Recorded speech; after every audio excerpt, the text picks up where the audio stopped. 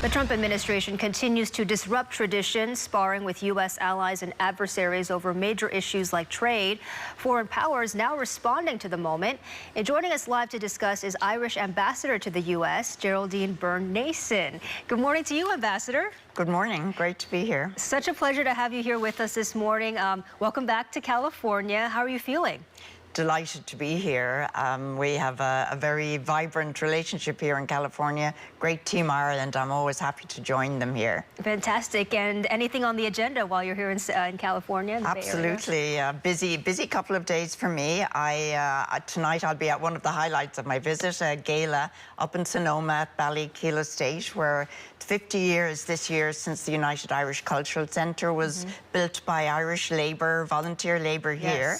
And we're celebrating that, but with an amazing American, Senator George Mitchell, who brought peace to the island of Ireland with the Good Friday Agreement.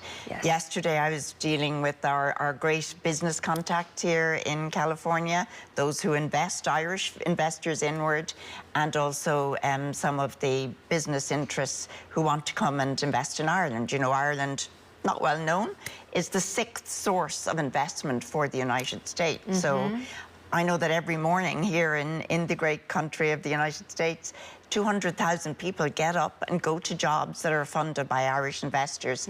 So I was talking to some of those yesterday, making sure that our ongoing interests here are in good shape and indeed growing. We want to continue that relationship. Absolutely. So walk us through a little bit too about the history of Irish relations and the business impact here in the Bay Area. Could you speak to that a little bit? Absolutely. Well, you know, we're 32 million Irish Americans here across this great country.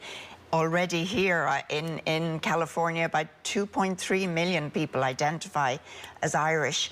In that great community and cultural heritage base, we have a really dynamic economy. So of the 200,000 jobs I mentioned, about 15% of those jobs are here in California. Wow. Big Irish companies will be familiar to many of your many of your viewers this morning. Companies like Glanbia, CRH, the Kerry Group, they create jobs here. And then we have, at the end of the economy that we're well known for in Ireland, high-tech, young companies here from our extraordinary Irish investment in California. Stripe is one company that thousands of people here are employed by the Collison brothers. That's a company that has a dual headquarter here in California and in Ireland, emblematic of the kind of investments we make at all ends of the economy. So this is a growing relationship that we have with California, and we want to continue that. Yeah, thank you so much for that important context, very valuable. Now, how would you say the current U.S. political dynamic is shaping the relationship between the U.S. and Ireland at this time? Obviously, there's a lot of, I don't want to say, well, there's a lot happening, we could say, from an economic standpoint. Absolutely. It's a jumpy environment, I'll be frank.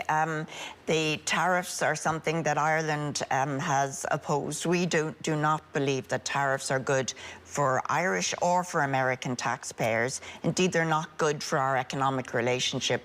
They're disruptive.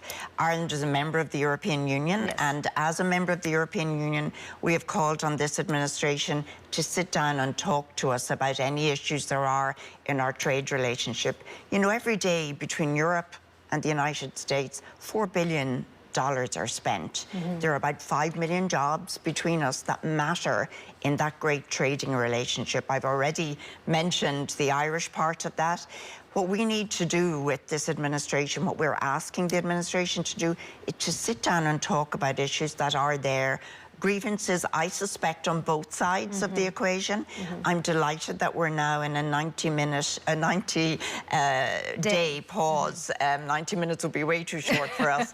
We have a lot to talk about. I was with the Irish Foreign Minister, Trade Minister Simon Harris, just on Wednesday, meeting with Secretary Lutnick to talk about the issues. We want to reinforce the relationship between the United States, Ireland, and particularly the European Union. That's the biggest trade and investment relationship on the globe, bar none.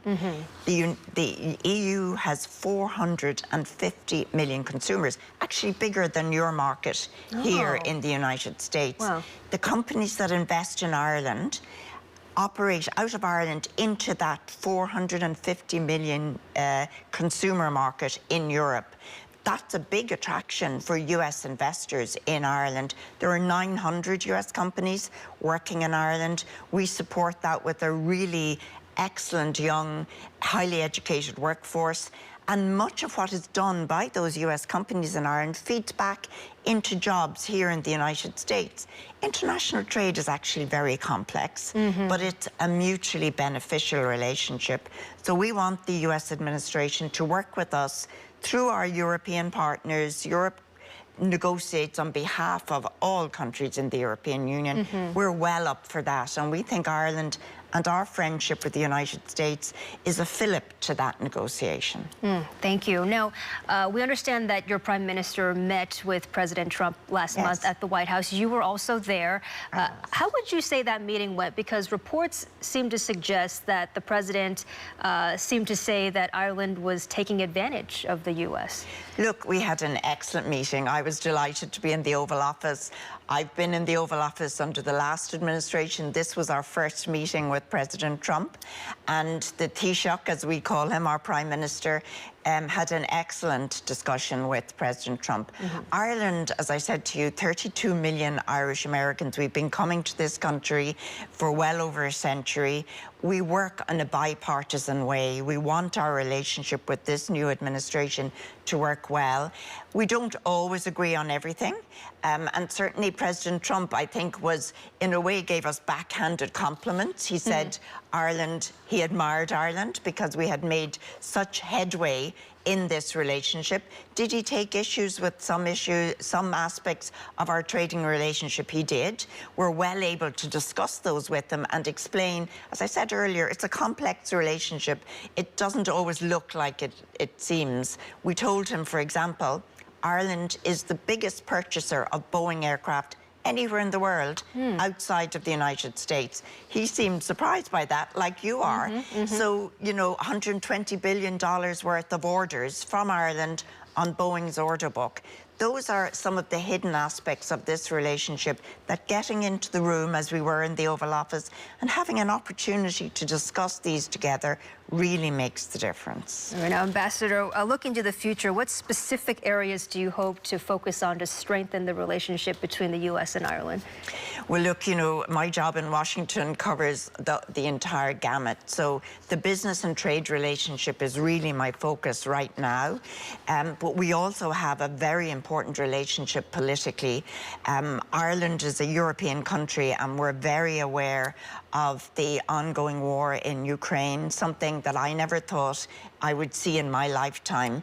And we absolutely see that as a major political priority, that we put an end to the destructive war that was started by Russia, that will be ended in a negotiation. We want Ukraine to be in that negotiation from a position of strength and to recover its sovereignty. You know, we're all sovereign nations, the United States, Ireland, Ukraine. We want Ukraine to recover its sovereignty, and we are full square behind efforts to do that on the continent of Ireland, on the continent of Europe. We're also working, of course, for peace in the Middle East and looking at areas in the global south which are threatened by famine, from Sudan to other areas where we believe support from the developed world is really critical. So we regret some of the cutbacks in US aid to the developing world. Ireland had an excellent relationship working with the United States, so we hope to recover some of those efforts in terms of a beneficial interest for all of those who aspire to growing their economies and protecting their people.